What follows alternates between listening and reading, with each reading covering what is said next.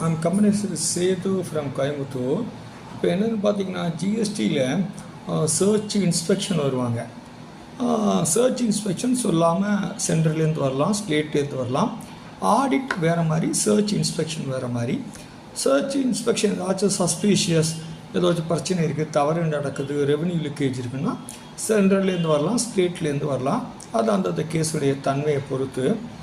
இதுக்கு பார்த்தீங்கன்னா section 67 subsection 1 of the CGST act ஹெச்ஜிஎஸ்டியில் சர்ச் வரலாம் அப்படின்னு சொல்லியிருக்கு. அப்போ சர்ச் வரும்போது உங்கள் டாக்குமெண்ட் எல்லாத்தையும்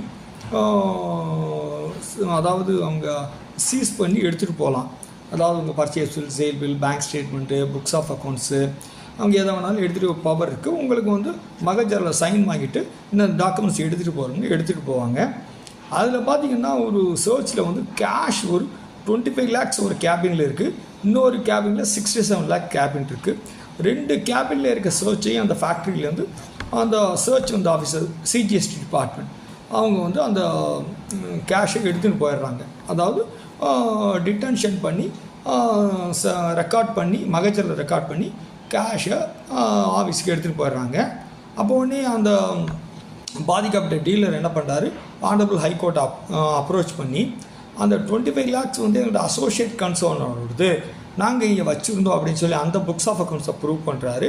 அதே மாதிரி இவருடைய புக்ஸ் ஆஃப் அக்கௌண்ட்ஸில் அன்றைக்கி கேஷ் பேலன்ஸ் 67 lakhs இருக்குது. அதையும் ப்ரூவ் பண்ணோன்னே அந்த 67 lakhs ரீஃபண்ட் கொடுத்துட்றாங்க, 25 lakhs ரீஃபண்ட் கொடுத்துட்றாங்க. ஜென்ரலாக என்ன அப்படின்னா ஜிஎஸ்டி ஆக்டை பொறுத்தளவு கேஷு சீஸ் பண்ணுற பவரே சைஸருக்கு வர்றவங்களுக்கு இல்லை அப்படின்னு சொல்லி செக்ஷனில் இருக்குது. ஏகப்பட்ட ஜட்ஜ்மெண்ட் இருக்குது. ஆல்ரெடி பார்த்திங்கன்னா முன்னாடி ஒரு ஜட்ஜ்மெண்ட் வந்தது, தீபக் கந்தல்வால்னு ஒரு ஜட்ஜ்மெண்ட் வந்துருந்துச்சு. Deepak Khandelwal versus councillor of GST. இப்போ ரீசெண்டாக இன்னொரு ஜட்ஜ்மெண்ட் வந்திருக்கு, Anuj Jain versus commissioner of GST அப்படின்னு சொல்லிட்டு. இதிலே நம்ம என்ன தெரிஞ்சுக்கலாம் அப்படின்னா, சீசர் வர்றவங்க நம்மளுடைய கேஷை சீஸ் பண்ண முடியாது. புக்ஸ் ஆஃப் அக்கௌண்ட் டாக்குமெண்ட் எதை வேணாலும் சீஸ் பண்ணலாம். இதுதான் இந்த நம்ம ஜட்ஜ்மெண்ட்லேயே தெரிவிக்க வேண்டியது. தேங்க்யூ.